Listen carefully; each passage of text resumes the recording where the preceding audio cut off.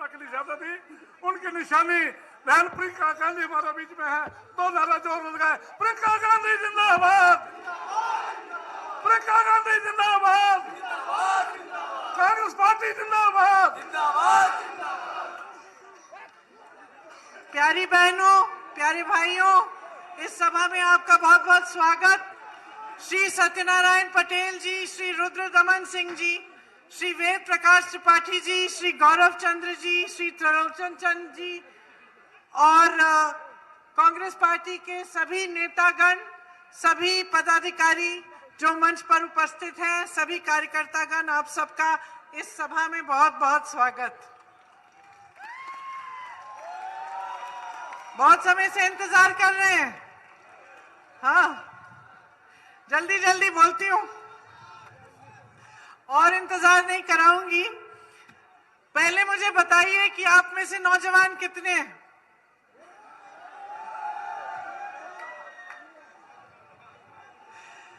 आप में से कितनों को पिछले 5 सालों में रोजगार मिला? किसी को नहीं? अरे एक तो होगा, एक तो होगा जिसको सरकारी रोजगार मिला। नहीं? अच्छा, तो 5 सालों में महंगाई घटी है क्या? नहीं घटी। किसान कितने? ये जो छुट्टा जानवर वाली जो समस्या है, इसको सुलझाने का काम हुआ? नहीं हुआ। आपको खाद समय पे मिलती है?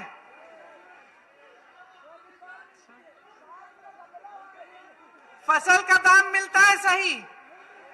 नहीं मिलता। बहनें, महंगाई से आप, जो महंगाई है उसकी वजह से क्या आपको जो गैस सिलेंडर मिला उसको दोबारा आप भर सकती हैं? तो अच्छी परिस्थितियां, मतलब विकास बहुत आया यूपी में। हाँ, लेकिन प्रधानमंत्री जी तो कुछ दिनों पहले आए थे, कह रहे थे यूपी में लखपति भर दिया उन्होंने, सबको लखपति बना दिया। आपको बनाया लखपति? देखिए, यूपी के हर जिले में घूम आई हूं मैं, लखपति ढूंढ ढूंढ कर थक गई। टीवी ऑन करती हूं तो प्रधानमंत्री जी और योगी जी के पास मंच पे खड़े हुए लखपति जरूर मिलते हैं मुझे, लेकिन गांव में कोई लखपति नहीं मिल रहा, शहरों में कोई लखपति नहीं मिल रहा। जिनसे मिलती हूं कहते हैं कि उनका जो बिजनेस है, उनका जो कारोबार है वो कम हुआ है। किसानों से मिलती हूं, किसान बताते हैं कि बहुत मुश्किल में है, परिस्थितियां बहुत गंभीर हैं। महिलाओं से मिलती हूं, मेरी बहनें बताती हैं कि इतनी महंगाई हो गई है, संभाल नहीं पा रही हैं। तो परिस्थिति कुछ है, असलियत कुछ है, विज्ञापनों में कुछ और बताया जा रहा है, भाजपा के नेता कुछ और कह रहे हैं। तो आप समझ रहे हैं कि क्या हो रहा है? क्या हो रहा है?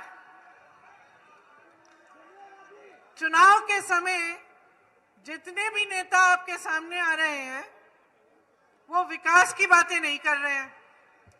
वो ये नहीं बता रहे कि आपके छुट्टे जानवर की जो समस्या है उसको सुलझाने के लिए क्या कर रहे हैं, कि आप किसान हैं, आपकी उपज का दाम, आपकी फसल का दाम सही देने का क्या योजना है। अगर आप छोटे दुकानदार हैं तो ये नहीं बता रहे हैं कि कोरोना में भी आपने बड़ी बड़ी बिजली की बिल भरी, उसके बारे में उनकी क्या योजना है। ये नहीं कह रहे कि जीएसटी, नोटबंदी, कोरोना के लॉकडाउन से आपका इतना नुकसान हुआ तो आपको किस तरह से मदद कर रहे हैं। ये बातें नहीं हो रही हैं। बातें क्या हो रही हैं कि पाकिस्तान में क्या हो रहा है, बातें हो रही हैं कि कौन आतंकवादी है, बाकी दलों को आतंकवादी कह रहे हैं। ये बातें हो रही हैं, धर्म की बातें हो रही हैं। कोई कहता है धर्म के आधार पर वोट दे दो, कोई कहता है जाति के आधार पर वोट दे दो। तो क्यों हो रहा है ये सब? आपने कभी सोचा है कि नेता चुनाव के समय आपके सामने आकर आतंकवादी की बात कर रहा है, पाकिस्तान की बात कर रहा है? अरे भाई, आप अपने बिल नहीं भर पा रहे हो, रोजी रोटी कमा नहीं पा रहे हो, किसान रात को चौकीदारी कर रहा है अपने खेतों का, कि इसकी क्यों नहीं बात हो रही है? ये आतंकवादियों की बातों से क्या पेट भरेंगे आपके?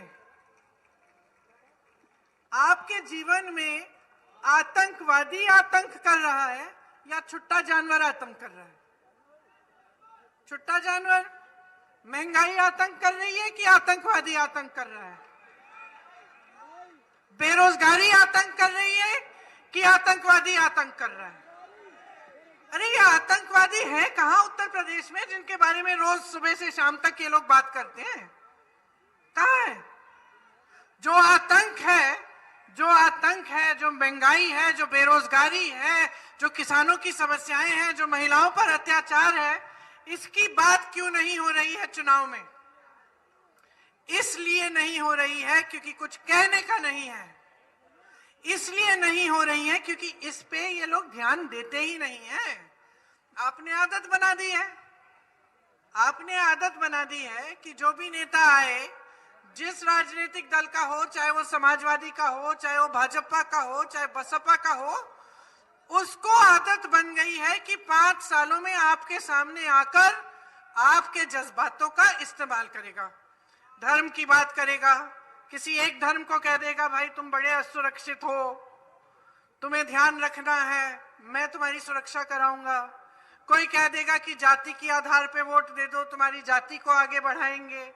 तो सबको मालूम है कि जज्बात का इस्तेमाल करके चुनाव के समय वोट धड़ाधड़ मिल जाएंगे। तो भैया वो तुम्हारे लिए काम क्यों करेंगे? काम का तो आप पूछते नहीं है उन्हें। सही है, आप तो उनसे पूछ नहीं रहे हैं कि हमारे हालात इतने बिगाड़ कैसे दिए आपने? क्या 5-10 साल पहले यूपी की जनता की ये परिस्थिति थी कि सरकार एक बोरा राशन भेजती थी और जनता उसके लिए इंतजार करती रहती थी? क्या ये परिस्थिति थी? क्या गांव में आपको रोजगार नहीं मिलता था? मनरेगा में मिलता था ना, कि आप उस बोरे राशन का इंतजार करते थे। अब तो परिस्थितियां इन्होंने ऐसी बना दी है कि कह देते कि खाता खोलिए, पैसे भेज देंगे। जब जी चाहे, जब चुनाव आने वाला है तो 2-4 पैसे भेज दिए, जब चुनाव आने वाला है तो बोल दिया राशन के बोरे फ्री में मिल रहे हैं, मुफ्त में मिल रहे हैं। जब चुनाव आ रहा है तो तमाम मुफ्त की घोषणाएं कर रहे हैं, लेकिन चुनाव चले जाता है तो ना राशन मिलता है आपको, और वो पैसे जो आपके खाते में वो भेजते हैं चुनाव के समय, वो भी आस्ते आस्ते रुक जाते हैं। और क्या है ये राशन, क्या है ये पैसे, क्या है ये? इससे आत्मनिर्भर बनने वाले हो? अपने बच्चों को मेहनत से, अपने खून पसीने से बड़ा इसलिए करते हो कि पूरे जीवन वो राशन के बोरे का इंतजार करें? इसलिए बड़ा करते हो? क्यों बहने? इसलिए परवरिश करते हो कि आप कितने इंतजार करेंगे, और जब राशन का बोरा आ जाएगा तो बोलेंगे, धन्यवाद करेंगे सरकार को कि आपने चलो हमें एक राशन का बोरा दे दिया। सरकार का काम नहीं है ये। मैं ये नहीं कह रही हूं कि बुरी बात है, अच्छी बात है, राशन दीजिए, लेकिन आत्मनिर्भर करने के लिए, जनता को अपने पैरों पे खड़े करने के लिए क्या कर रहे हो? इन नौजवानों को जिन्होंने हाथ उठाया, जो बेरोजगार पड़े हैं, इनके भविष्य बनाने के लिए क्या कर रहे हो? इनके साथ आप आतंकवाद की बात करोगे? अरे भविष्य की बात करो। चर्बी निकालने की बात हो रही है, गर्मी निकालने की बात हो रही है, आतंकवादियों की बात हो रही है, भर्ती निकालने की बात करो।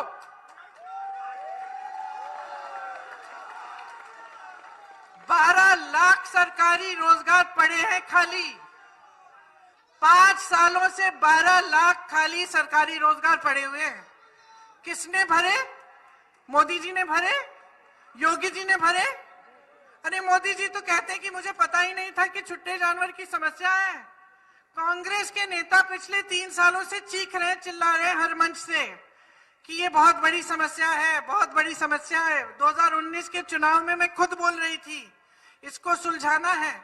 कांग्रेस की सरकार छत्तीसगढ़ में है, क्या किया उस सरकार ने? भूपेश बघेल जी मंत्री हैं, मुख्यमंत्री हैं वहां के, उनको पता चला ये बहुत बड़ी समस्या है। उन्होंने लोगों को कहा, देखिए आप छुट्टे जानवर को अपने घर में रखिए, उसका देखभाल करिए, सरकार आपसे 2 रुपए किलो में गोबर खरीदेगी। लोग हंसने लग गए। कहा सरकार गोबर खरीद के क्या करेगी भाई? उन्होंने कहा गोबर खरीद के हम स्वयं सहायता समूह को देंगे, इस गोबर का इस्तेमाल गोबर गैस को बनाने के लिए करेंगे और इस गोबर में हम वर्मी कंपोस्टिंग कराएंगे ताकि अच्छी अच्छी खाद बने। तो सरकार गोबर का इस्तेमाल कर रही है, जो छुट्टा जानवर की देखभाल कर रहा है उसको 2 रुपए किलो गोबर के लिए मिल रहे हैं। सब खुश है, छुट्टा जानवर की देखभाल हो रही है और छुट्टा नहीं रहा, समस्या हल हो गई। छत्तीसगढ़ की कांग्रेस की सरकार को मालूम था कि किसान बहुत परेशान है, बहुत समस्याएं हैं। शपथ ली उन्होंने, मुख्यमंत्री जी ने, 3 घंटों के अंदर अंदर किसान के कर्ज माफ होने लग गए। और यहाँ आपके मुख्यमंत्री हैं जो बड़ी बड़ी धर्म की बातें करते हैं, लेकिन आपकी समस्याओं को हल करने के लिए कुछ नहीं कहा। उल्टा प्रधानमंत्री जी कह रहे हैं कि अभी मेरे संज्ञान में ये बात आई है।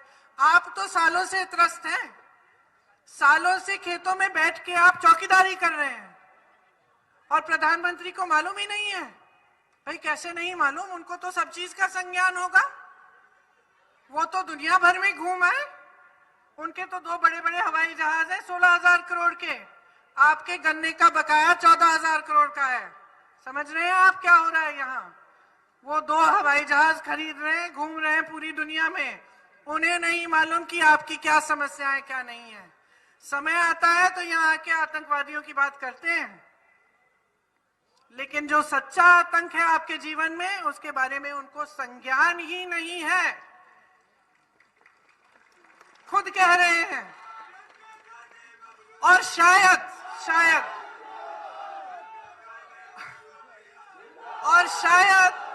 सुन लीजिए,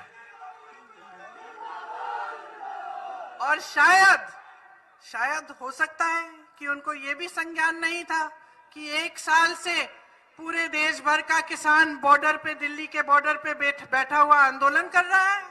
हो सकता है ये भी उनके संज्ञान में नहीं था, क्योंकि जब किसान आंदोलन कर रहा था और जब प्रधानमंत्री जी और उनकी भाजपा की सरकार ऐसे कानून ला रही थी जिससे किसान करे मेहनत, किसान का खून पसीना बहे और कमाई करे उनके बड़े बड़े उद्योगपति मित्र, ये कानून लाने वाले थे, उनको ये नहीं मालूम होगा कि शायद पूरे किसान, देश भर के किसान परेशान हैं, उनको ये कानून नहीं चाहिए।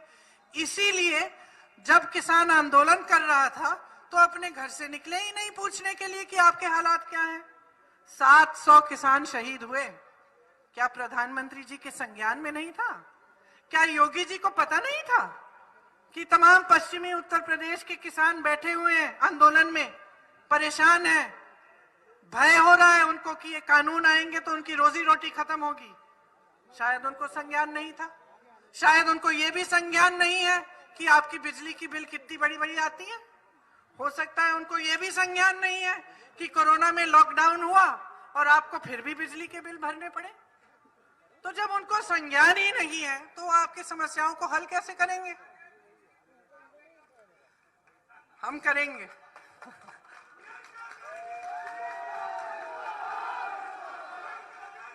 लेकिन उनको इस बात का संज्ञान है कि पाकिस्तान में क्या हो रहा है, उनको इस बात का संज्ञान है कि कौन से धर्म को किस धर्म से लड़ाकर वोट मिलेगा, इस बात का संज्ञान है। और सारी पार्टियां, जितनी भी राजनीतिक दल है उत्तर प्रदेश में, वो सब उसी बिसात पर खेल रही हैं। सब की सब। जब आपको संकट हुआ, आपने संघर्ष किया, जब महिलाओं पर अत्याचार हुआ, जब किसान ने आंदोलन किया, जब तमाम महंगाई के खिलाफ आंदोलन करने थे, जब रोजगार के लिए जो स्टूडेंट्स हैं वो परीक्षा करके नाराज थे कि उनकी परीक्षा रद्द हो गई और वो आंदोलन कर रहे थे, तो कहाँ थी ये पार्टियां? कहाँ थी ये पार्टियां? अखिलेश यादव जी निकले अपने घर से, यही लखनऊ में बैठे रहे, वो भी नहीं निकले। किसके घर गए? क्या आपकी छुट्टे जानवर की समस्या के बारे में आपसे पूछने आते हैं? मायावती जी कहाँ थी? निकले अपने घर से? नहीं निकली, एक ट्वीट कर लिया, बात खत्म। तो क्या हो रहा है आपके प्रदेश में? आपका प्रदेश ना, आपके प्रदेश में इतना हुनर है कि आपके प्रदेश के नौजवान पूरे देश में घूमते हैं, पूरे देश में नौकरी कर सकते हैं। आपके प्रदेश में सबसे ज्यादा नौजवान है, पूरे देश में सबसे ज्यादा ये ऊर्जा है नौजवानों की। और ये नहीं है भाई साहब कि आजकल नौजवान पढ़ा लिखा नहीं है। आजकल गरीब से गरीब परिवार में मैं जाती हूँ, गांव में जाती हूँ, सबसे पहले मुझे बताते हैं कि मेहनत की है हमने, अपने बच्चों को पढ़ाया है। यहीं वाल्मीकि बस्ती में गई, तमाम पढ़े लिखे नौजवान, लड़कियां लड़के, कोई ITI, कोई MA, कोई BA, रोजगार नहीं है। सबसे ज्यादा हुनर यहाँ, सबसे ज्यादा नौजवान यहाँ, क्वालिफाइड नौजवान यहाँ। इतनी बढ़िया खेती हो सकती है यहाँ, जमीन अच्छी है, आपकी उपज है इसमें, लेकिन आपका प्रदेश इस परिस्थिति में है। और क्यों? क्योंकि 30 सालों से जिनको आप चुनते जा रहे हैं, बसपा, सपा, भाजपा, सब नेता समझ गए हैं कि आपके जज्बातों का इस्तेमाल कर सकते हैं। सब समझ गए हैं कि आप सही सवाल नहीं पूछेंगे। और एक और बात समझ गए हैं, आप ध्यान से सुनिए मेरी बात, ये समझ गए हैं कि आपको गरीब रख के, आपको इस परिस्थिति में रख के, आपको उन पर निर्भर करके आपका इस्तेमाल हो सकता है। सब जानते हैं कि जब इस देश और इस प्रदेश के नौजवान शिक्षित हो जाएंगे, जब अपने पैरों पे खड़े हो जाएंगे, जब महिलाएं सशक्त हो जाएंगी, तो सवाल उठाना शुरू करेंगे। सब जानते हैं कि वो ऐसी राजनीति मांगेंगे जो विकास की राजनीति हो, जो उनके लिए समर्पित हो। सब जानते हैं, इसीलिए आपको इन परिस्थितियों में रखा है। इसीलिए आपको जब ये एक बोरा राशन देते हैं, आपको कहते हैं कि आप पे बड़ा एहसान कर दिया है। कौन सा एहसान किया है? कौन सा एहसान किया है? इस संविधान में, इस देश के संविधान में आपके हक लिखे हुए हैं। इस देश के संविधान में ये लिखा हुआ है कि जिस नेता को नेता आप बनाते हो, उसका काम है आपके लिए समर्पित होना, उसका धर्म है आपकी सेवा करना। इस एक बोरे राशन से ये 1000-2000 रुपए जो आपके खाते में डाले जाते हैं, इससे इनकी जिम्मेदारी शुरू भी नहीं होती। खत्म होने की बात छोड़ दीजिए, शुरू भी नहीं होती इनकी जिम्मेदारी। इनकी जिम्मेदारी मैं बताती हूं, क्योंकि कांग्रेस पार्टी के नेता अपनी जिम्मेदारी समझते हैं।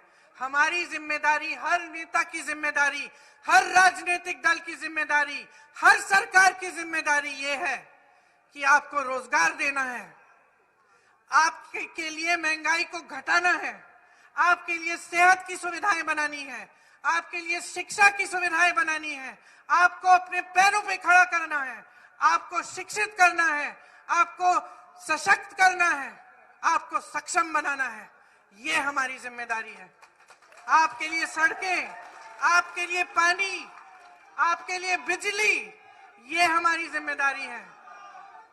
तो मैं आप सबसे पूछना चाहती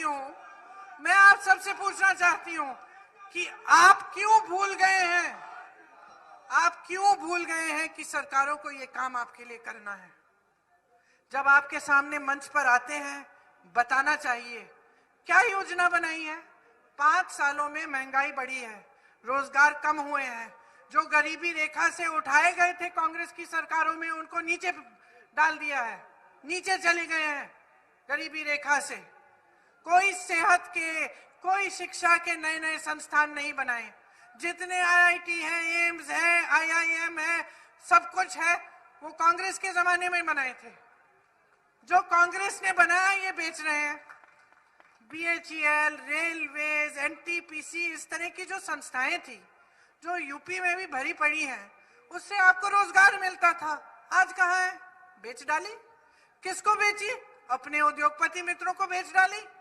वो फूल रहे हैं, फल रहे हैं, वो कमा रहे हैं 1000 करोड़ रुपए एक दिन में, किसान 27 से 30 रुपए नहीं कमा पा रहा है। और कहते हैं आपको रोजगार देंगे। कहां से देंगे? जहां से रोजगार आता था उसको तो आपने बेच डाला। रोजगार बनाता कौन है? ये बड़ी बड़ी संस्थाएं और छोटे और मध्यम वर्ग के जो बिजनेस करते हैं।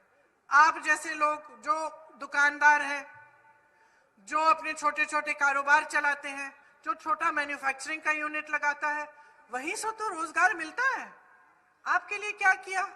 आपके लिए नोटबंदी लाए, आपके लिए जीएसटी लाए, उसके बाद आपके लिए कोरोना में लॉकडाउन ले आए, आपकी कमर तोड़ दी। तो ना आप बना पा रहे हैं रोजगार, जो संस्थाएं थी जो रोजगार बना रही थी उनको इन्होंने बेच डाला, जो बेचा नहीं उसकी बेचने की योजना कर रहे हैं। कहते कांग्रेस ने 70 सालों में बनाया क्या? अरे भाई, नहीं बनाया होता तो तुम बेचते क्या? अच्छा, चुनाव आते हैं तो उद्घाटन होना शुरू, चुनाव आते हैं तो बड़े बड़े कॉन्फ्रेंस लखनऊ में हो रहे हैं, बड़े बड़े उद्घाटन हो रहे हैं, हवाई अड्डों का उद्घाटन हो रहा है। अरे 5 सालों में क्यों नहीं किया उद्घाटन? 5 सालों में ये बड़ी बड़ी कॉन्फ्रेंसेस क्यों नहीं की? 5 सालों में आपने पूछा क्यों नहीं? जब किसान को मारा जा रहा था, जब 6 किसानों को अपने पहिए के नीचे मंत्री के बेटे ने कुचल दिया, आप चुप रहे, एक बात नहीं बोली। मोदी जी ने हमदर्दी भी नहीं दिखाई, उल्टा उनके मंत्री के साथ मंच पे खड़े हैं, आज भी खड़े होते हैं, उसका इस्तीफा भी नहीं मांगा। तो ये हालात है बहनों और भाइयों। अब हम कांग्रेस पार्टी के नेता हैं, हम अपनी जिम्मेदारी समझते हैं, इसलिए इस चुनाव के लिए हमने 3 घोषणा पत्र बनाए। एक भर्ती विधान, एक शक्ति विधान और एक उन्नति विधान। कोई आतंकवादी विधान नहीं बनाया, कोई पाकिस्तानी विधान नहीं बनाया। हमने आपके रोजगार का, आपकी भर्ती के लिए विधान बनाया।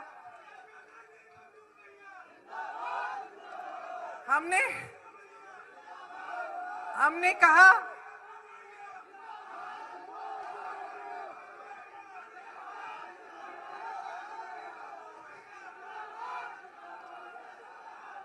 सुनिए, हम कह रहे हैं कि 20 लाख रोजगार बनाएंगे। कैसे? 12 लाख खाली जो पद पड़े सरकार में, जिनको भरने का कष्ट इन्होंने नहीं किया, सबसे पहले हम उन्हें भरेंगे। उसके बाद 8 लाख रोजगार हम नए बनाएंगे। आप जैसे जो नौजवान वहां खड़े हैं, अगर आप अपना बिजनेस शुरू करना चाहेंगे, आपको 5 लाख रुपए 1% ब्याज पे सरकार देगी। जहां आपका हुनर है, उत्तर प्रदेश में जहां जहां हुनर है, जैसे मुरादाबाद में पीतल का हुनर, जैसे कानपुर में लेदर का हुनर, वहां हम एक क्लस्टर बना के वहां पे पूरी सुविधा उस हुनर के विकास के लिए हम करेंगे। ठीक है? भर्ती की प्रक्रिया में आपको बहुत मुश्किलें होती हैं। तमाम ऐसे बच्चे हैं, नौजवान हैं जो भर्ती के इम्तिहान देते हैं और नियुक्तियां नहीं होती। इसके लिए पूरा जॉब कैलेंडर बनाएंगे, भर्ती का दिन, रिजल्ट का दिन और नियुक्ति का दिन। और जिस दिन परीक्षा का दिन है, परीक्षा से लेकर भर्ती तक 6 महीने नहीं बीतने चाहिए। अगर इसमें किसी ने दखल दी तो एक कानून बनाया जाएगा और उस अधिकारी पर कार्रवाई की जाएगी। महिलाओं को हम कह रहे हैं कि आज आप ब्लॉक के अस्पताल में जाते हैं, आपको पुरुष डॉक्टर मिलता है, आपकी अपनी समस्या होती है, आप समझा भी नहीं पाते। हम कह रहे हैं कि हर ब्लॉक के अस्पताल में महिला डॉक्टर, महिला नर्स और एक कमरा अलग महिलाओं के लिए होना चाहिए। हम कह रहे हैं कि महिला की शिक्षा के लिए हर जिले में हम केंद्रीय विद्यालय जैसा विद्यालय बनाएंगे। हम कह रहे हैं कि हम महिलाओं को सशक्त करना चाहते हैं।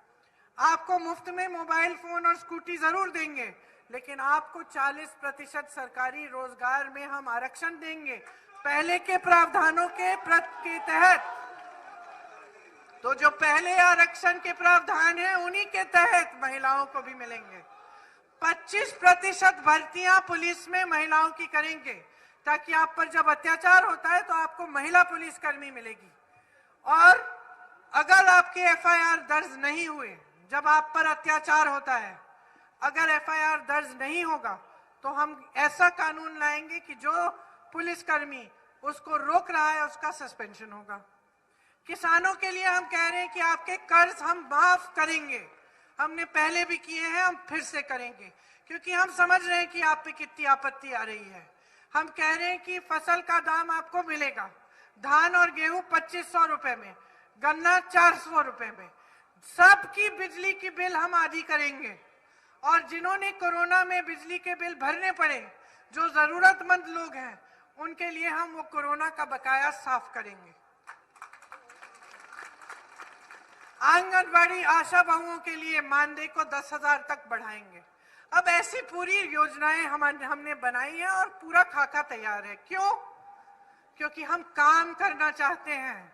हम समझते हैं कि जब तक आपका विकास नहीं होगा तब तक देश का विकास नहीं होगा। जब तक आप अपने पैरों पे खड़े नहीं होंगे तब तक ये देश, ये प्रदेश बदलेगा नहीं। तो जब हम आपसे वोट मांगने के लिए यहाँ खड़े होते हैं, हम अपनी जिम्मेदारी पूरी तरह से समझ के खड़े होते हैं। हमारे प्रत्याशी रुद्रदमन जी को आप भारी बहुमत से जिताइए, मौका दीजिए कि आपका विकास हो, आपके बच्चों के भविष्य को वो उजागर करें।